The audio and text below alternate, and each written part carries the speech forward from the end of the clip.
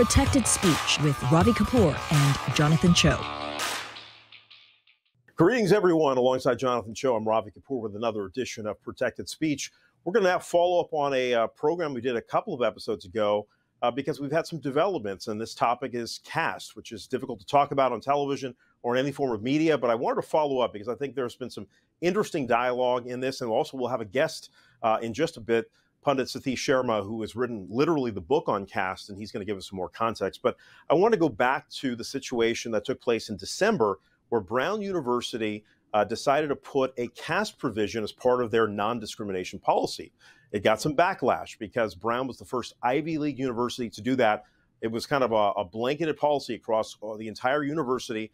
What's interesting about what Brown said is that they acknowledged that there have been no cases of caste discrimination at Brown, but this was done unilaterally to be more inclusive. Moreover, they also acknowledged that the existing discrimination policy would have included caste had such a situation arose. But there you have it, this press release that was sent out by Brown adding caste to their non-discrimination policy. Now, this is not the only university that's done that. Obviously, in recent months, we've had the Cal State University system add this, Brandeis University out in Boston, a number of schools around the country. And of course, there's been an effort throughout the nation to get this adopted by corporations as well. So Jonathan, quick thoughts on this. And actually, before I get into that, I want to also bring up the Wall Street Journal publishing a couple of op-eds, one by Suhag Shukla from the Hindu American Foundation, Suhag countering what Brown has said. And I kind of synopsized it there. And then, of course, Brown then responding to Suhag in brief. So this is an ongoing story. It's one that's nuanced. It's one that, you know, the average person in this country is not paying attention to, but it has a direct impact on Indian Americans and South Asians broadly throughout the U.S. Jonathan, thoughts before we bring on a real expert? Yeah, and I do want to get to the real expert really quickly, but again, sort of as a layman and a journalist who's not part of the diaspora, but sort of trying to see what's happening from an outsider's lens. I mean, I have so many questions that are still unanswered. How did we get to this point? When did this movement really begin, and where does it go from here? And that's where I want to just kick it to Satish. Joining us now to explain all this is author, Pundit Satish Sharma. His book is called Caste Conversion, A Colonial Conspiracy, What Every Hindu and Christian Needs to Know About Caste. It's a pleasure to be with yourself, Jonathan, and also with Raviji, and thank you for that overly generous introduction. In 2013, something started to happen here in the United Kingdom. And in fact, what started to happen now in the United States is exactly where we were at that time. So you're at the beginning of a journey which here in the UK, British Hindus and the British public went through. Now, that journey here in the United Kingdom concluded very rapidly once the details that are contained in the book were published. Once we presented our position to government actually then said, oh, we agree with you. This is bad law. This is unevidenced. No impact analysis has been done. No consultation with the target community who would be primarily affected has been done. And so the government at that time said, no, we're not going to let this proceed. And they actually then held a public consultation. And the results of the public consultation were indisputable in that this problem did not exist. There was no evidence for it, and that what it was, it seemed to be an attempt to enshrine into law a prejudice. You know, a prejudice, strictly speaking, is holding an adverse opinion without having any evidence to support it. That's what a prejudice is. And yet this was an attempt to enshrine a prejudice into law. And so we here in the United Kingdom were really delighted to see that the evidence, historical and contemporary, that we'd presented, really it deconstructed this trope that was being peddled. And we're hoping to see the same there in the United States. It's the same rascals, it's the same troublemakers, the same agitators who failed here in the United Kingdom, who then turned their attention to community cohesion and to a community which was well integrated, is pretty much not troublesome, it's trouble-free, and yet all of a sudden a vast array of allegations, a deluge of them, have now been unleashed in the United States. And we're seeing that this is actually creating conflict. I'll be more than happy to go into more details as to how we dismembered and deconstructed the tropes that were presented here in the United Kingdom, because I think that that would benefit the audience as well as the persons who are being impacted upon by this particular act of mischief. So when did it get to the States? That's what I ultimately want to know. And you mentioned these agitators. Who are these agitators? Who is behind this right now? Well, if we're going to be specific, Equality Labs are the principal protagonists in this space. And behind Equality Labs, there's a group of funders, there's a group of supporters, and by and large, if we were to try and give them a label, it's the group who are extremely unhappy with the indigenous resurgence of the Hindu and the Indian identity that's occurring as India decolonizes. India is in a process of trying to reconnect with its civilizational identity prior to when the Christianist evangelicals from Great Britain descended upon India and wreaked havoc for the best part of 300 years. Those groups are still sadly very much present.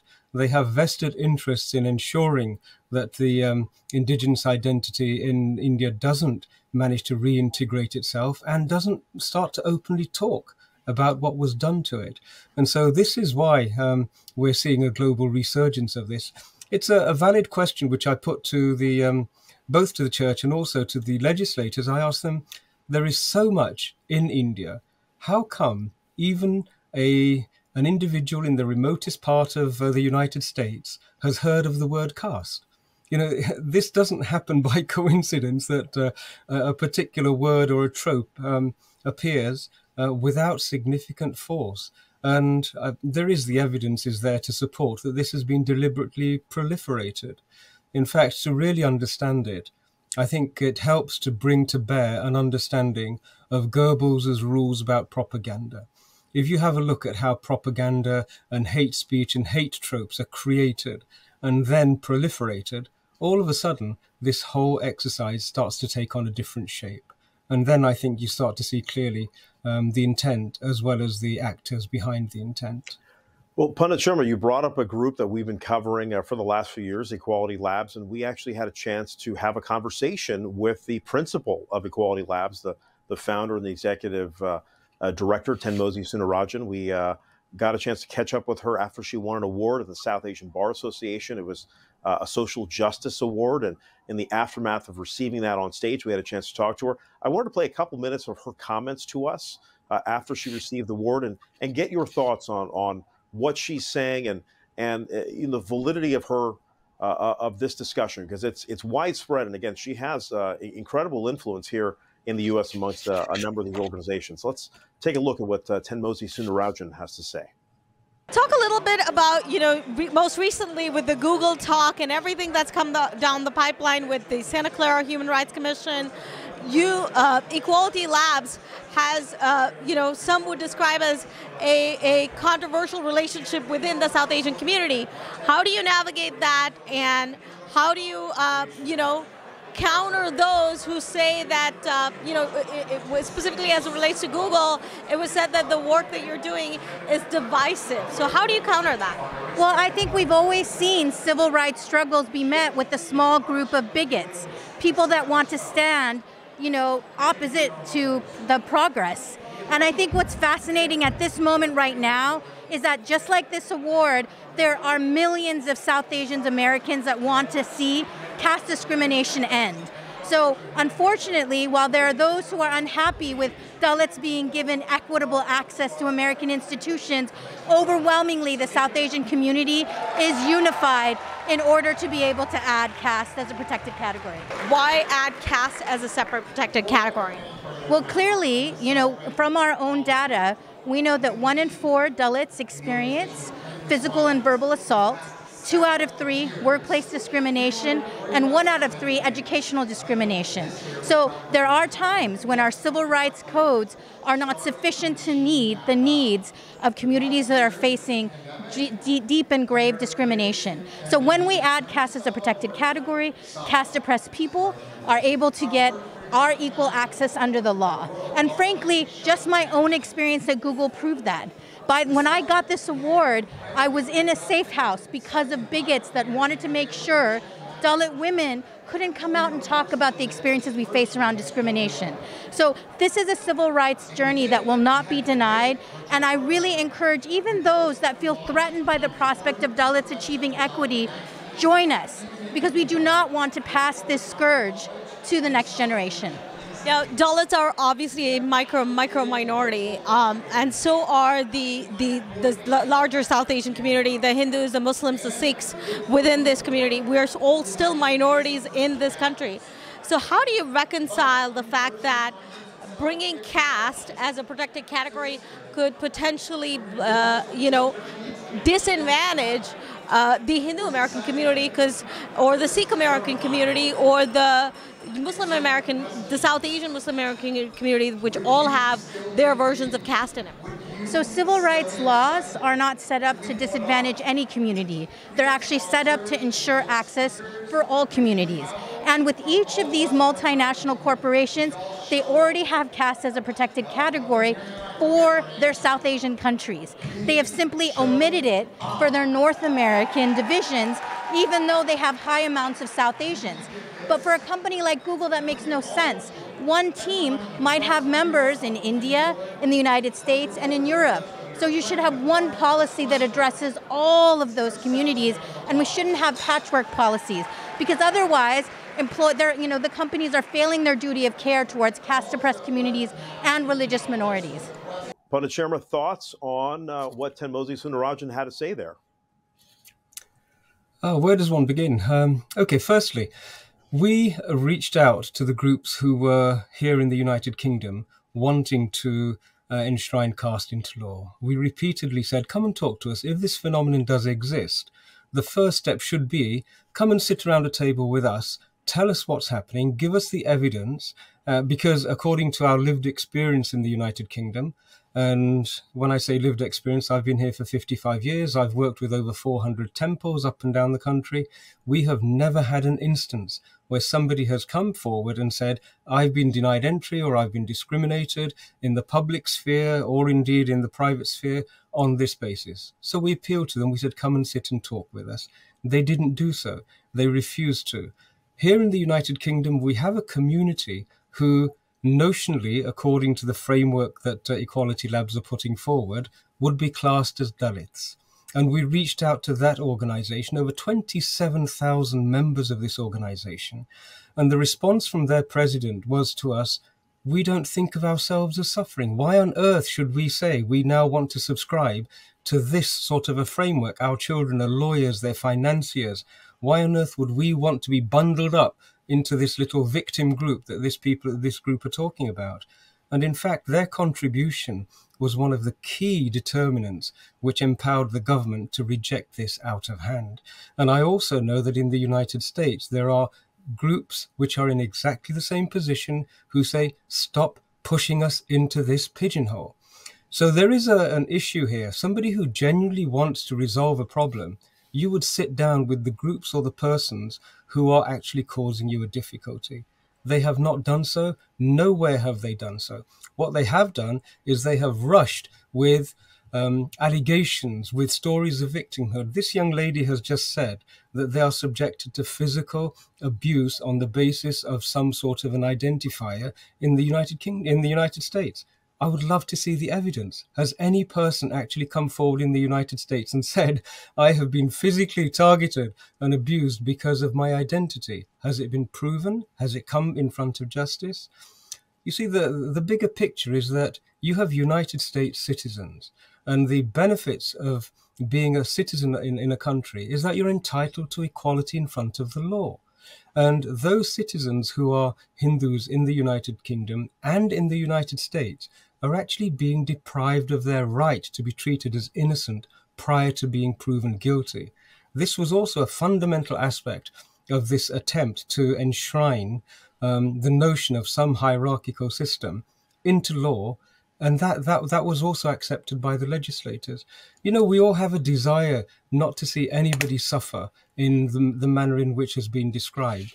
But equally, we do not want to see the creation of consciousness of this trope in our communities and our generations. And the work that I did, we proved and demonstrated exactly the mechanism whereby caste consciousness was created as typical standard divide and rule politics that the British played all over the world. And they accepted that the evidence was irrefutable as well. So although this young lady is appealing to our better sense, and, you know, it triggers compassion when you hear a young lady actually taking that approach and claiming victimhood, each of us wants to leap forward and say, no, this is wrong. But when you then scrutinize the evidence, when you then ask to sit and have a conversation, you will find that the table is actually remarkably empty. And this is a real problem. This is the creation of a problem, the creation of consciousness of a problem where no problem exists. And this is the exact playbook we're now starting to see in the States. And I want to, before we get into that, because very few, especially in the mainstream media, will even follow up and scrutinize the allegations or the claims, right? And we move on, and then this narrative starts to form. And again, just in the past few years, I want to get down to the timeline. When do you believe this came over to the States? I would say we're in 2022. I'd say 2017 was the first time that I heard rumblings of this. Actually, And I think as we're in 2023 now, at least the early parts. Sorry, 2023. Right. As What I'm asking is, you know, as we know, this global movement back in roughly 2020, the Black Lives Matter movement, it really was a racial reckoning in the U.S., right? And again, the Black Lives Matter, you know, ended up, as we now know, at least the global nonprofit is accused of fraud. But what came about from that is that so many different groups with different agendas decided to use that as a rallying cry. And I'm just wondering, do you feel like this movement that was started really in the UK sort of really started, you know, gaining more relevance and a voice with every other social justice protest and movement that was exploding in the US around that time? I think there is a distinct strategy to try and camouflage themselves amongst the company of people who have genuine complaints. And the African American experience is a horrific episode in human history. The experience of the indigenous Americans is a horrific episode in human history. And they have absolutely valid claims, which this group does not have the pedigree nor the credibility. It hasn't established that those claims are real. What it has done is engaged in an extraordinary exercise of propaganda and of proliferating and creating the problem themselves, which they are supposedly wanting to see disappear, and then somehow have attached themselves to emotionally connected themselves with groups who have a very real complaint. And it's a very worrying trend. The data is the only thing that I think can salvage this situation. If we focus on demanding a very credible level of data, then you will find that this whole escapade dissipates. And in fact, the sooner we can do that, the sooner we can detach them from the legitimate claims and the legitimate pursuit of justice, which many other groups are pursuing. But it's a disingenuous and it's a tragic, and I would say it's a very, very unpleasant and cynical way of appropriating somebody else's suffering purely and solely to propel your own political motives. Let me take the counter view here, Pandit Sharma. Please. Obviously, she has an incredible knowledge of what it takes to appeal to DEI executives, folks that are trying to bring more an inclusive America, to bring people together. So the language is there, but she also uses very strong language like bigotry. And I don't think anyone wants to be called a bigot. And so thus, here we are, you know, when someone comes to you and says, listen, this is a way to eliminate bigotry and hate, most executives will go along with that. So what do you have to say then about the fact that here we are as three men arguing this case? She's going to point to a lot of women that are traumatized, that are victimized. There are a lot of folks of ostensibly backgrounds that are not elite that are facing challenges. Speak about that, because this is, I think, where largely this is going to, because, you know, the Indian community in particular in the United States came here to get master's degrees, PhDs, became part of the elite workforce. And, we did not have folks, just kind of the common folk, so to speak, enter the United States until much later on. We had truly talented people that were brought to the U.S. first and foremost. So what do you have to say to some of those arguments that she will make? It's wonderful. I would love to see the evidence, but just consider what's being done. How do you stigmatize a community? You create some sort of an allegation, you produce a victim, you create a hierarchy, you create some sort of, you identify some sort of difference, and then you infuse it with passionate appeals to emotion. This whole exercise immediately stigmatizes every Hindu who is not a Dalit. Is that just? And it's so obvious. When we were having this conversation here in the United Kingdom, I even suggested to the legislators, I said, look, if this phenomenon exists, the word caste is Portuguese, it means class. If you genuinely want to get conflict that is enshrined in some sort of class hierarchy, put the word class in. We'd be really happy, and everybody then gets additional protections. Imagine putting that word class in, because class is the English equivalent of the word caste, and it would give everybody the justice that they're seeking. And then we could turn to the phenomenon itself and see whether it exists and apply justice on that benchmark. They refused. They said, no, it has to be caste. Why? Because in everybody's consciousness, caste is a brand. It's a hate brand which is attached to a particular community. And their adherence and determination not to abandon the word caste and take a preference for the word class, it does reveal a great deal about who the target of this exercise is. So I want to talk about what's happening really on the front lines then, outside of academia, outside of the diaspora. You have folks now, especially on the East Coast and West Coast here in the States, in academic circles and schools, also in tech circles, who, again, are not Indian or South Asian. And they're like, what are you guys talking about? But the moment I then say class, then they start to understand. And then they'll also say, oh, wait a second, we're having those issues as well in the US. It's just not called caste. So it's really interesting. So at this point, where do you feel like this conversation is going to go? Because it's such a big deal, again, in this diaspora, and that's why we're talking about it right now. But outside of it, I'm asking because aside from Equality Labs, we have another massive voice here in Rutgers University professor Audrey Truschke, who is a white woman who is at the forefront of this and pushing this agenda. Your thoughts on that? Yes, we've been monitoring her work for a long period of time, and again have sought many opportunities and created opportunities to engage in an academic conversation, to have a look at the history, to have a look at the scriptures which supposedly provide the foundations for this ideology, and somehow which seem to perpetuate it across the centuries. And every single opportunity is rejected. There is no participation in any academic fora. It is classic trope construction. And it's only a question of time before the truth and the irrationality behind these escapades is revealed in front of everybody. As we managed to do it here in the United Kingdom, it took us 2 years. And when we presented everything and made it so clear that we were very much determined ourselves to prevent any prejudices, to prevent any discrimination occurring, all of a sudden it dissipated. It took us from 2013 to 2016 to do that. And then all of a sudden, lo and behold, the same phenomenon seems to have sprouted in the United States. So we don't have any issue in dealing with this particular campaign. It is nothing other than proliferating a hate trope with the intention of stigmatizing one religious community by name.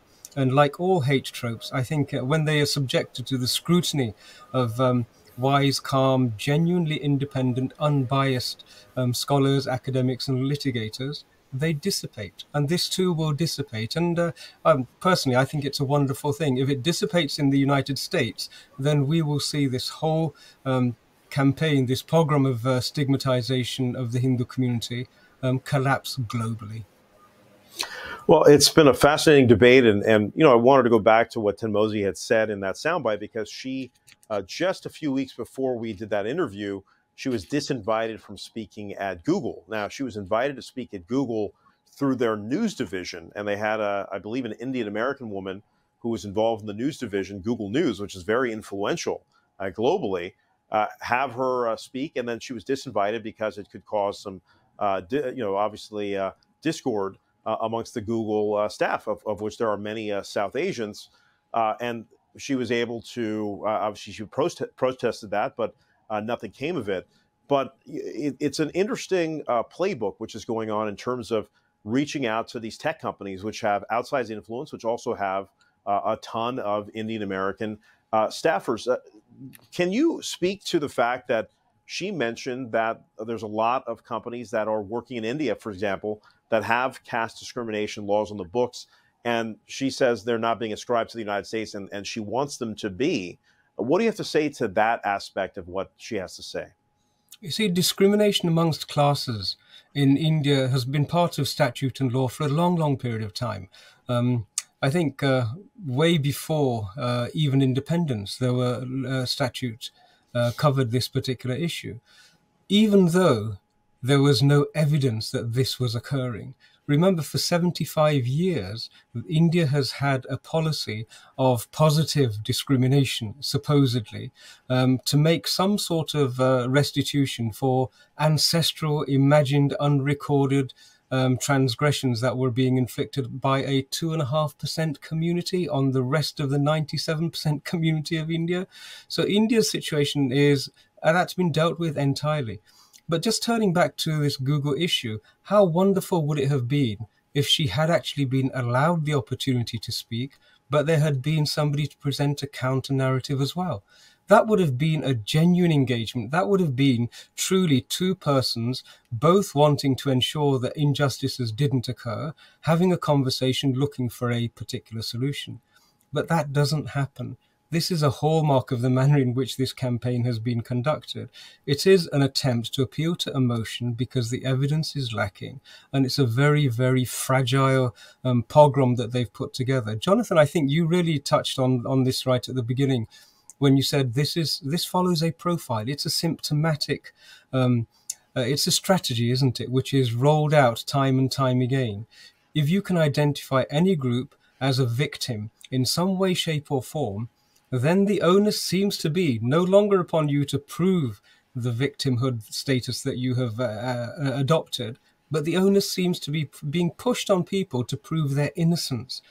And this is something that must be really refused and rejected time and time again. A standard policy of law is that every human being, according to human rights and legislation and the principles of justice, has the right to be treated and assumed to be innocent prior to being judged guilty. The process of innocence and then evidence and then scrutiny and then guilt being established, that's what's being targeted by these people. And I want to make sure I get this in before we wrap up here. I'll give you the final question, Ravi, but I have many Indian friends who subscribe to the Hindu faith, all across the country, and they don't want to get involved. Right? Because they don't want to be labeled anti this or anti that. Look, they just want to work hard, keep their head down, raise their families. Yet at the same time, this is a movement that is happening. And I wanted to know at this point, what is the responsibility, do you feel like, of someone who says, hey, I'm a Hindu, I love India, but I don't want to get involved with this controversy because I don't want to be painted a bigot or part of a hate group? Because I think that a lot of Hindus that I know who are like, hey, man, I don't want to get involved. Yet what is their responsibility? What can they do in the U.S.? They have no choice in the matter, to be perfectly honest, because they are being targeted. They are being stigmatized, whether they wish to or not. And I'll give you a very real example of what happened here in the United Kingdom, which really helped us to emphasize the problems. Imagine a doctor treating a patient, and the doctor determined that the patient needed an injection and advised the patient that they should consult one of the nurses, and the nurse would administer the injection. The patient in this instance complained to the hospital and said, I am low caste, he is high caste, and the reason he didn't want to administer that injection is because he doesn't want to touch me. Fortunately, The hospital had a policy in place where the nurses had been trained to administer injections, and it was standard practice. And so the doctor in question was able to say, well, actually, no, here's this policy that I was actually agreeing to. But imagine if that policy hadn't been there. How on earth would he have been able to establish his innocence? Because the system would have been created, a framework would have been created, which would automatically require them to be assumed as being guilty just by virtue of the fact of their surname, by virtue of the fact of some historical lineage. And that's the threat. So it doesn't matter. In fact, it goes beyond the Hindu community. It goes to, this should reach every person who wants to see that principle of law, that innocence must be maintained until proven guilty. If you want to see that maintained, you have to get involved in this. And every Hindu has a responsibility to do this. Remember, the community who supposedly this group are now claiming to be representatives of has not given them representative authority. Here in the United Kingdom, we established, they joined with us to defeat this program. And I know that there are groups in the US as well who are saying, no, we do not want to be stigmatized in this manner. And that's key. This is going to be something that everybody needs to get engaged with. The principles that are being deployed, the strategy that's being deployed, it creates conflict under the guise of supposedly delivering justice. And we've seen how that principle and strategy is applied in many other instances, whether it's the conversation about gender and whether it's the conversation about pronouns. Supposedly all of these are appeals and programs to seek justice. And yet what they do is they create conflict because that's their intention. If you want divide and rule, you want chaos, then you have to create this identity conflict. And this is a classic case of the nurturing, the creation of a identity conflict. Pandit Sharma, we'll let you go with this. Why should anyone outside of the diaspora, outside of India or South Asia broadly, or if you're not directly affected, why should anyone else care about this matter? Because of the principle involved, Raviji. As I said, we have only just now come out of almost 2,000 years of the Jewish community being stigmatized by things such as William Shakespeare wrote a play in which he portrayed the Jew as Shylock. And that stigmatized the whole of the Jewish community. We have people in religious garb who stigmatize the Jewish community by claiming that they were somehow all collectively responsible for an assumed crime against Christ. This is the manner in which tropes become larger and they expand. And this situation with the Hindu community, this is a particularly pernicious reworking of that same strategy. And if we want to see this strategy shown the door and for it to disappear amongst our political discourse, amongst our justice-based and judicial discourse, then we have to defeat this strategy wherever it arises. We successfully, in this instance, managed to prove that caste as a concept had nothing to do with the Hindu religion. We produced the historical records where evangelicals were creating caste-based divide in India in 1844, and it's documented in my book. And a time will come when we will look back on this instance and we will be able to say, here's exactly when it started. These are the groups who did it. Their intention was in fact malicious. It wasn't a search for justice. And we saw them off because we understood the principle whereby hate is created to divide communities. That's the larger picture, and that's what we have to all address. Pandit Satish Sharma, thank you so much for joining us. He's the author of Caste, Conversion, A Colonial Conspiracy, What Every Hindu and Christian Needs to Know About Caste. Thank you again so much for joining us. It's been my pleasure. Jonathan, a pleasure to be in a show with you. Look forward to future engagements. Best wishes to everybody. Thank you. And now we're going to move on to a non-caste related topic. We took up a lot of time on this program to talk about that. But Jonathan, as everyone knows, has been covering the homeless crisis extensively in Seattle specifically, but obviously he's got a purview around the country, and you had a chance to convene with some of the thought leaders around the country on homelessness.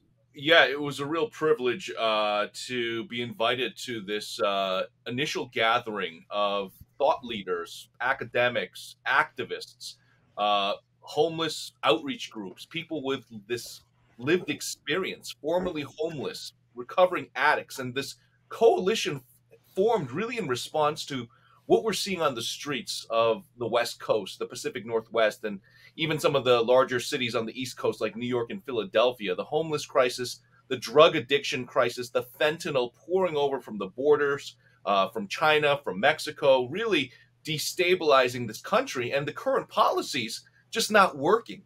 Policies like housing first, where politicians believe that they can build their way out of the homeless crisis by giving apartments and studios to stabilize homeless addicts, but there's no accountability or follow-up to require treatment for mental illness or addiction.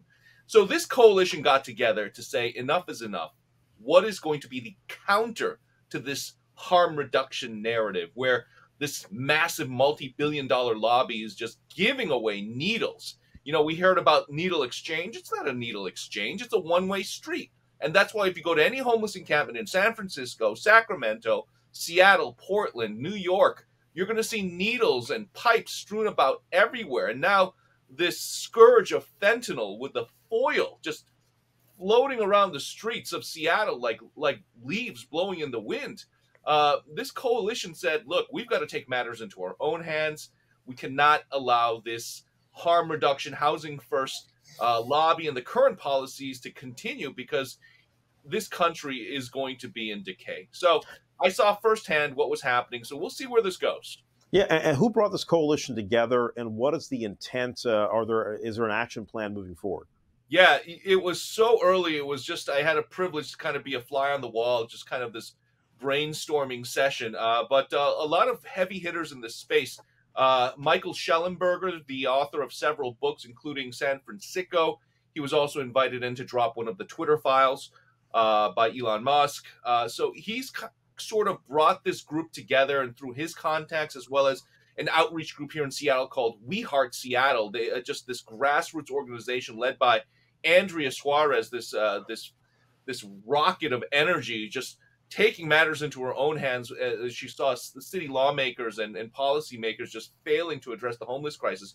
She's been mobilizing volunteers, just average folks, to get out of their homes and hit the streets to address this homeless crisis by just helping people volunteer, cleaning up trash at encampments, and then in some cases leading to actual outreach and people getting housed. So that's what I saw. And then the cherry on top is, you know, a lot of these folks who are kind of used to this, you know, the Tom Wolfes, a well-known advocate now in San Francisco, as well as folks from Portland and other parts of the nation, and including Texas and Las Vegas. I brought them on this tour here in downtown Seattle, some of the hot spots that I've been covering, and without fail, we saw people literally doing fentanyl in front of us, open air drug use, the black market of stolen goods, just impacting San Francisco as well. I mean, Ravi, you've seen people literally on video, maybe even in person, go into the Walgreens and just walk right out. Yeah, some of those are criminal gangs and rings, but in many cases, they're addicts who are just trying to fuel their addiction by stealing items and reselling it for pennies on the dollar so they can buy more drugs. It seems like it's a story that you cover every single day, because it actually is. And I'm really intrigued to see where this coalition goes, because, you know, there's a related topic to what you saw in Seattle that we also have to bring about, involving a homeless woman in San Francisco. There's a gentleman who's an art gallery dealer, been there for many years, and he's been trying to confront homeless folks out front of his facility in San Francisco, and he finally snapped. And the video is quite graphic. Frankly, it's gone bonkers viral. It shows this man literally pouring water through a garden hose on this homeless woman in San Francisco, caught on video. Obviously, he has been ridiculed. That's more than a pour, man. That's a jet stream spray right to the face. Right. I mean, what's interesting about this particular situation is that while I don't think he's received much empathy other than the fact that he's a business owner like so many that's been struggling during this period of COVID, obviously there's not one person I can tell that is defending him for reacting this manner. And he's apologized for what it's worth. He's apologized. Not quite. He hasn't apologized for that actually officially. Well, I think he has backtracked. I have seen some interviews he's done with other media houses saying he should not have reacted, that he snapped. Correct. Yeah, But, that's not an apology. And I think you bring up a good point. The real question we need to be asking is, how did we get to this point? We're society now where you have people who feel like they can't rely on their policymakers and their elected officials to address this homeless crisis.